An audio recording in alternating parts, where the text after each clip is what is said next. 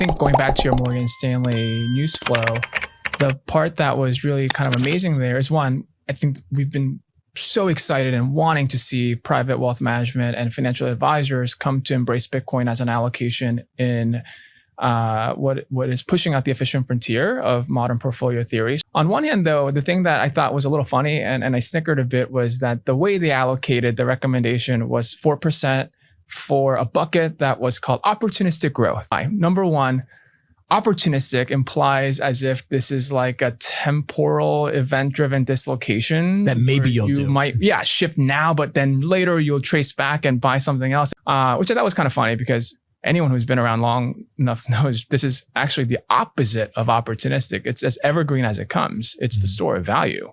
It's permanent. Like you should have that always. There's nothing opportunistic about wanting the best store of value. And then growth I thought was also pretty hilarious because growth, again, like financial advisors think about it in terms of like equities versus bonds, like growth in equities because earnings are growing and we're actually inflating the economy with productivity gains and the rise of young people having more children. Like growth is in a capitalism definition is pretty market driven, right?